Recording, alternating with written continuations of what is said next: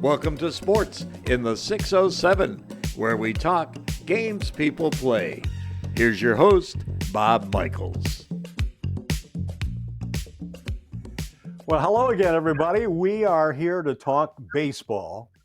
There will be a few other sport journeys that we may take, but I'm very happy to say that we have the head coach for Maine Endwell baseball with us right now, Matt Raleigh. And Matt, for those who are not aware, we had a little bit of a snafu, if you will, or configuration, but we got things worked out. And while Matt is not in his home office or whatever, he is in Kevin Orr's office at Maine Endwell High School, and that thanks to Kevin as well as Shelley to help us out for today. But let me just say thanks so much for being available. And what do you say we talk some baseball before this is all said and done? That's my favorite thing to talk about, so let's go. All right. Well, you're a native Vermonter, and I found out a few things before we got things going. Matt obviously honed his skills playing baseball at the high school level in his hometown of Swanson, Pennsylvania, or Vermont. But he was also a hockey player. Certainly not a surprise given Vermont. But I did find out you've never skied. I guess that would probably make sense if you're trying to stay healthy for baseball and you play hockey. That's another physical sport right there. But when you were growing up, what's your first memory thinking about being involved with the game of baseball? How old were you? Yeah, it was 4 or 5 years old. I remember, and then right after that, I remember playing Little League, and I'll never forget this because brothers always play on the same team, right? But when I played, my uncle was the coach, and they won the championship the year before, and I had a tryout, and that I went in the tryout on the first pick, and I didn't get to play for my uncle, which my brother was on that team, so we weren't allowed to play on the same team. So that was a good memory I have back in the day. Well, you had a couple of brothers, John, I believe, and Todd currently. And unfortunately, you lost John at a very early age. But how much was an influence? And in terms of the pecking order, where did you fit in as far as the brothers were concerned? Youngest, middle, oldest? Well, there were 7 of us. We have 2 sisters. I had 2 sisters, and I had 4 brothers. So I was number 5. I have 1 younger brother and 1 younger sister. But John obviously was the oldest. Obviously, his passing played a big part of my life because he was my biggest fan as a child, and as still today is probably my biggest role model fan that So I fell in love with it, but it was when he passed away is when the game took me to the next level. You are a fellow who has been around championships for seemingly all of your adult life, young and adult life as it stands. I believe if my research tells me so, you won 3 state championships in high school baseball. Is that true? And you were a pitcher, shortstop. Was that right? Yes, we won it my sophomore, junior, and senior season, which has never been done since. That is truly amazing. And the thing of it is, when you think about baseball, and especially a guy that comes from Vermont, the great Northeast is not kind as far as baseball weather is concerned. And to be able to do that and exploit your talents, something I'm sure you've hung on to and probably used at time to time, whether you were playing or as a coach to kind of instill in other people. Yeah, I was raised the right way from my mom and my dad, and so I come from some good values and some good morals, and I've taken those things that I've learned at a young age and try to apply it as a coach now. There's I'm sure I have some shortcomings still, but I did have 20 years of professional baseball, which has helped me become the coach that I am today too. Going back to your childhood, you mentioned siblings in total of 7. How competitive was the family unit in total? And I'm talking about your brothers and your sisters. I'm sure they were probably athletic as far as that's concerned. Yes, we were all very athletic. We were blessed with that gene, but competitiveness was, you can say that was probably off the charts. I can recall a day in Little League where my brother John was the umpire. My brother Todd, who is Cal's father, we both played against each other. Again, you don't see this in today's world. You're automatically on the same team, but we both had 15 strikeouts. We both hit a home run off each other. We both threw a one hitter. My brother called the game in the fifth inning of darkness, which it probably wasn't dark, but I remember coming home and my dad just saying, "You guys go finish this out back." So we were, we were very competitive, but that's what drove us to be the people we are today. Well, that is truly amazing, and especially when you think about having brothers and sisters and all being competitive, you held yourselves to higher standards, and they say the proof is in the pudding from that aspect. Uh, how many schools pretty much knocked on your doors or rang the doorbell, or maybe gave you a call in terms when you thought about moving up the next ladder of success as far as baseball is concerned? It's funny you say that, Bob, because in Vermont, it's very difficult to get recruited for baseball. I was lucky enough for Jack Leggett, who who played at the University of Maine, but grew up in Burlington, Vermont. Was a coach for the University of Vermont, also coached for Western Carolina University, and then went on to coach at Clemson, and finished his collegiate career as one of the top 5 all-time coaches in baseball. So I was blessed that Jack Leggett called and offered me a scholarship at Western Carolina University, where my brother was already attending. It seemed like a no-brainer just to join my brother and go south, because we both wanted to go south because it's very difficult to hone in on your skills in the Northeast. Let's just say that. Matt, I want to continue your thoughts about college baseball, and we'll do that in a moment, but time for us to take a timeout on Sports in the 607. Sports in the 607 is brought to you by Solutions Federal Credit Union. Baseball is the subject here today, for the most part.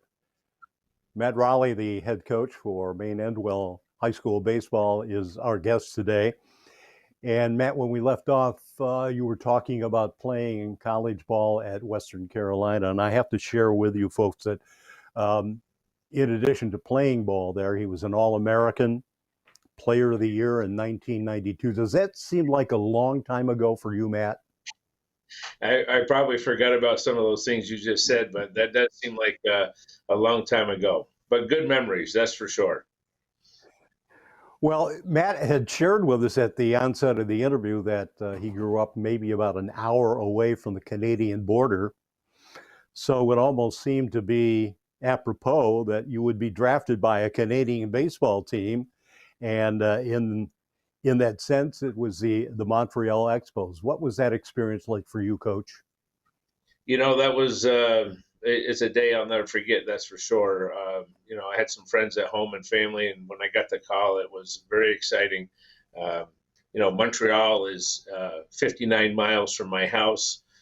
Canada itself is only a mile from my house.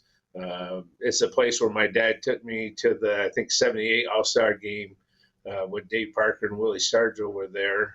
And he also took us to games, throughout my childhood there. So, it did feel like a sense of home for me. So with being in the Expos organization and in their program and everything like that, we see a lot of fellows who have been drafted by teams, and ultimately it's not the team that they will stay with forever. But in your case, somehow you transitioned into the Mets organization, played in Binghamton. Talk about that. That was a unique situation because I got hurt with the Montreal Expos, and I had some very good years with them, and I was a top 10 prospect for them at one time. And then I became a free agent, and my wife actually sent out my resume to every major league team, and the Mets called me, gave me a tryout. And over the winter, I signed with them and ended up having a pretty good year with them for sure. Well, they say behind every successful man is a very strong woman. And I think that probably speaks well for itself as far as your wife is concerned. And being a baseball family, and maybe this is something people don't realize. I mean, we're talking baseball, we're talking about the Raleigh family, Matt's origins back in Vermont and all of that. Um, was it always, since you were involved with baseball, was it always baseball talk, or were there other sports that garnered your interest, Matt? Hockey was a sport I enjoyed very much. I liked the physical Mhm. part of it. I loved the fast pace. Back in the day, I liked especially in Canada, we used to scrap with them a little bit. So I did Right. enjoy hockey. I had a chance to go on to play some college hockey. But I also knew that baseball was probably my best opportunity to play at the college level. And, from an early age, my goal was to play college baseball and put myself in a position to hopefully get drafted and play professionally, which all those dreams came true.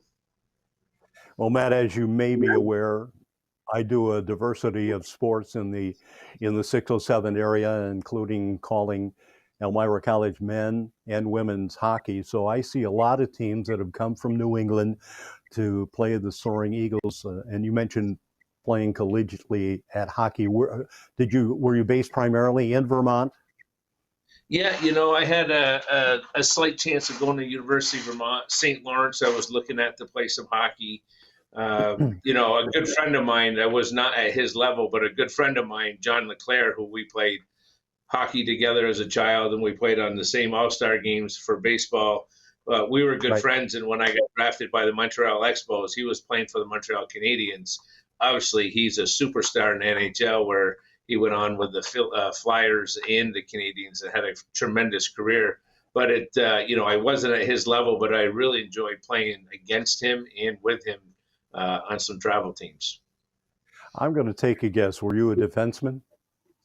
No, I was a right winger. Really? Yeah. Yeah, Okay. Well, my I mean, senior year, I was one of the, people look at me, but I was really fast. I was one of the fastest players in the state of Vermont when I played, and I had a pretty good slap shot. So I love hockey. Hockey is a fast-paced game, and I loved it, and I missed it tremendously. But baseball was good to me, and that's my love for sure. well, Matt Raleigh, hold on to that thought as we get into a deeper aspect of the love of the game. And we'll do that just right after this timeout. Sports in the 607 is presented in part by Empire Sports of the Southern Tier. Matt Raleigh sitting in the athletics office at Maine Endwell High School today as we're chatting about baseball. And obviously, for those of you are keenly aware of athletics at Maine Endwell, they really support the players and the teams and coaches as well. And shout out to Kevin Horatz, the athletic director, for giving us an opportunity to use the alternative studio for Matt Raleigh today, the AD's office. And when we last spoke with Matt a few moments ago, we were talking about baseball, and he was also a collegiate hockey player. Surprised me. I thought he was a defenseman, but turned out he was a winger back in college. I would imagine that you had a lot of speed there, Coach. Am I right? I could run a little bit and I could skate a little bit, but just to correct you, I didn't play college hockey. I was thinking about playing college hockey. Oh, okay. Okay. Yeah. Right. Well, we move forward talking about baseball in particular, and Matt, one of the enterprises that you have is called Raleigh Baseball Institute (RBI). I love that choice of lettering and all of that.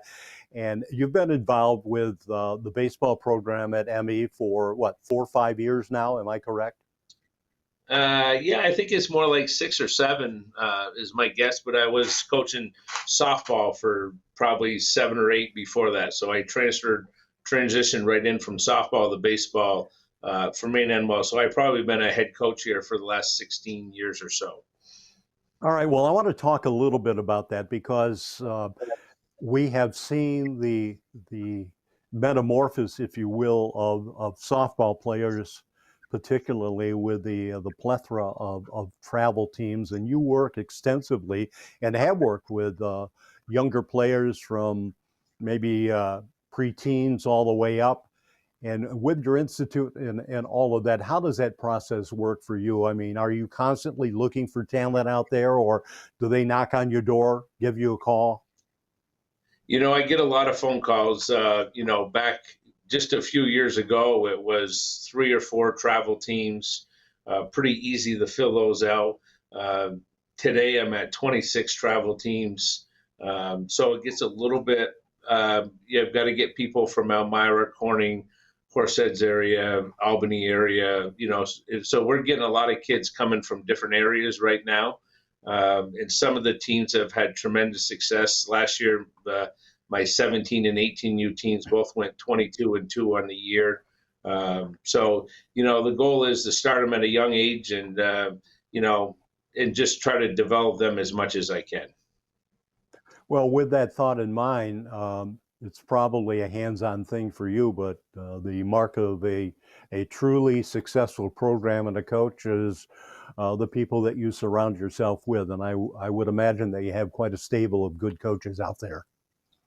Yeah, I've got some great coaches in the organization, and yes, come wintertime when I train, because I train every one of these teams, I'll go 7 days a week, for 3 or 4 straight months without a day off, and sometimes those Saturdays and Sundays are both 14-hour days. So it's something I have a lot of passion for.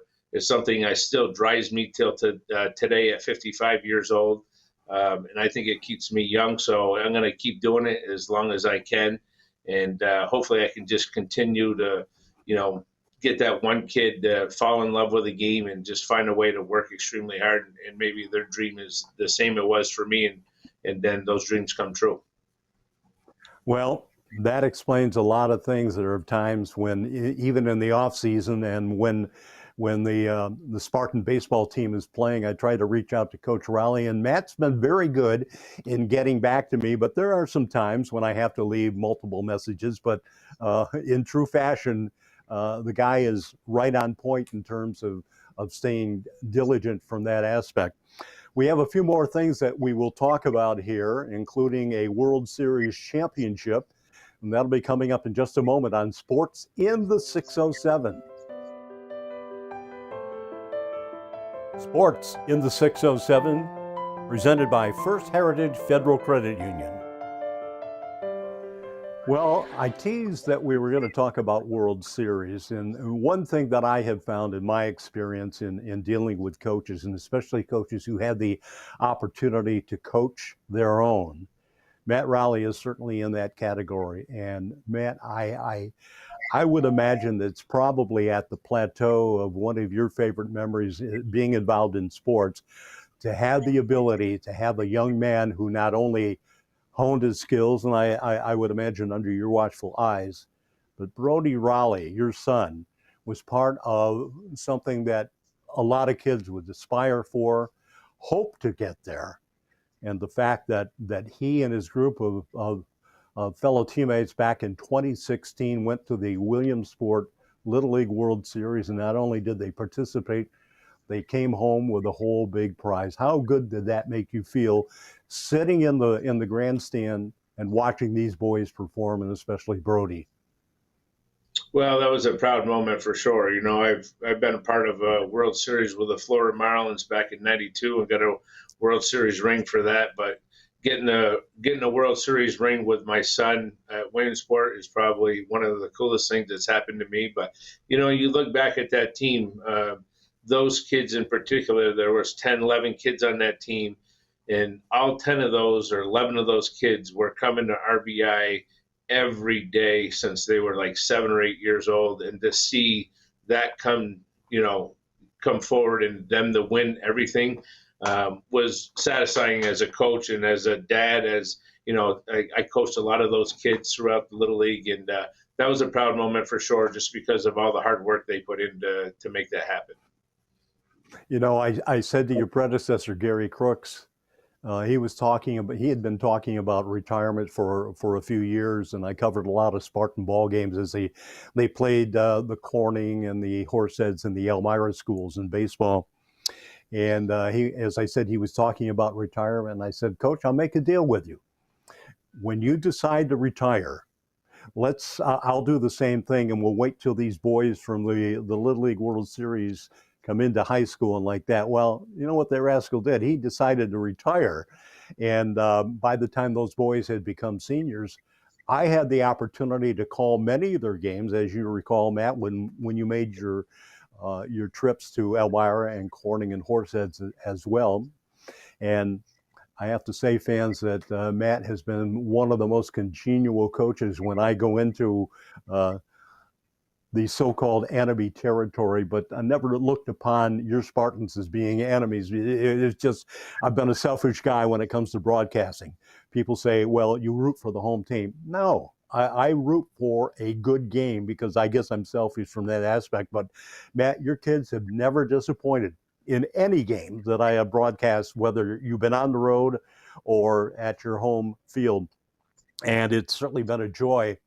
And I want to talk about someone that is very close to you. I'm sure fans will have an idea who that is, but we'll talk about that right after this break on Sports in the 607. Sports in the 607, brought to you by On a Roll, Hanover Square Horseheads.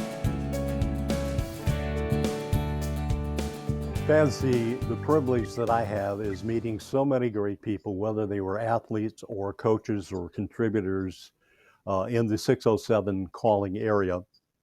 And that's where we derive our name from, Sports in the 607. Matt Raleigh is a gentleman that I met a number of years ago, and he continues to coach at the high school level. He has an institute called Raleigh Baseball Institute, but he's involved with both boys and girls at the softball level, guys at the baseball level.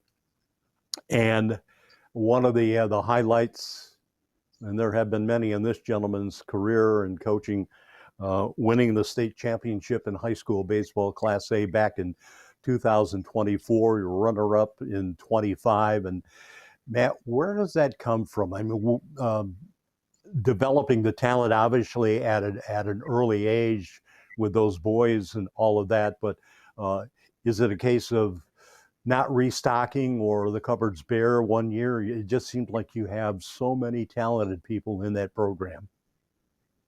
Well, it's funny you say that, Bob, but it comes down to being involved in the Little League system, being involved with the youth, and try to keep my hand on things down there and watching them and trying to develop them as much as I can, and just being a community guy for the Little League right now. I try to support them as much as I can. And Maine Endwell is blessed with some talented kids over the years. You've seen the football program be very successful. The baseball program, believe it or not, I have not had to cut a kid in the program, but maybe once in my 16 years, I've had to make cuts. So our numbers aren't great, but the kids that come out, I've had the pleasure of building relationships with them, and we're working extremely hard during the season, during the off season, and they buy into what I'm doing. And I have great coaching staff underneath me, and some of the assistant coaches I have are off the charts, and I think that's where we have some success. Well, I think it's knowing you, Matt Raleigh, is where, we have that common ground. I grew up playing baseball, and there weren't any other sports that I had any particular interest in.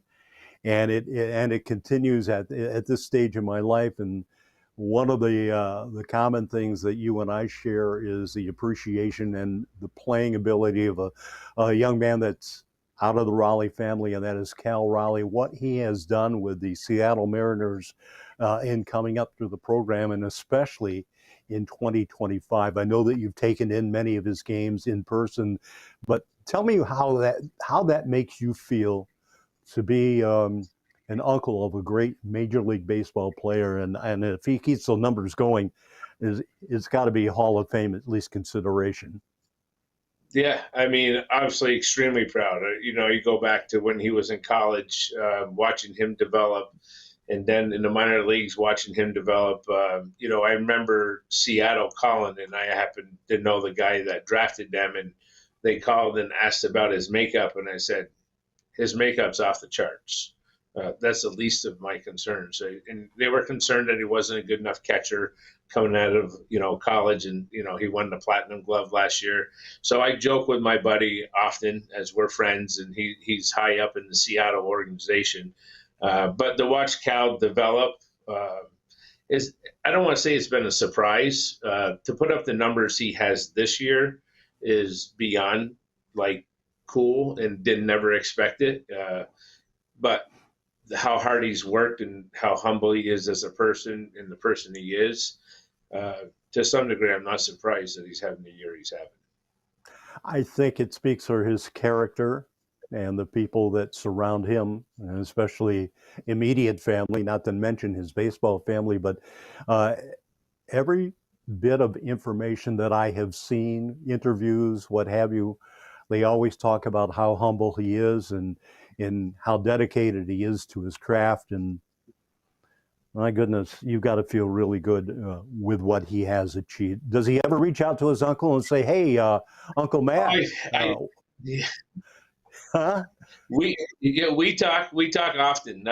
More through text than it is in person. But I talk to him. I don't want to say daily, but for sure, a couple times a week.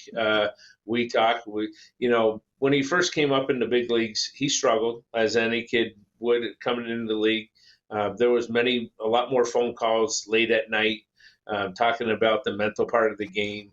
But now, as his uncle, and there's times where I'll say, "Hey, you're doing this or you're doing that," or I'll call my brother and say, "This is what I see." And we get a way of letting him know what we think, but without overstepping our territory, because he's got hitting Right. coaches, and right now I just want to be his uncle. I don't talk mechanics with him anymore. We'll talk about some mental stuff. We'll talk about some approach and the pressure, because he's obviously right now going down the stretch. He's probably feeling a large amount of pressure right now, trying to get his team in the playoffs, being the leader of that team. He's got some MVP chants going in the background everywhere I go now, and obviously he's going up against a very good player with Aaron Judge.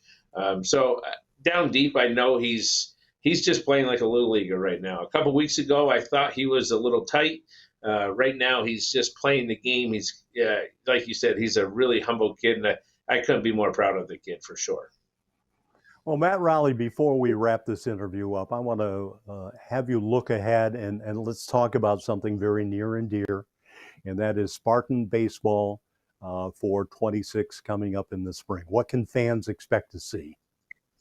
Well, we'll be competitive. I try to make all my teams competitive. We're still going to be young. I don't think I'm going to have a senior on my team, maybe one, could be two, it could be zero. We're still a young team.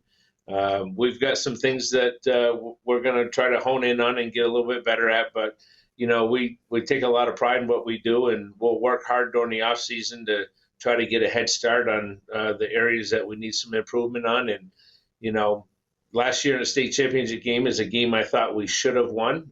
So when you lose games like that, it makes your off-season work a little bit harder. So we're going to push ourselves. And right now it's just about letting them be kids, let them do their thing. And, I don't drill baseball down them 12 months a year because I don't find that successful. We'll just sit back a little bit in the weeds right now, and come wintertime, we'll be ready to get back to work. Well, you are a shining example of a classy guy. I thank you so much for taking your time and especially your patience as we tried to get this interview session underway. But I have to say that we reached home plate. It was a home run, and I thank you again, and I'm looking forward to seeing you in the spring. That sounds good, Bob. I appreciate it. Thank you very much. Thanks for joining us for Sports in the 607. We'll have another segment coming soon.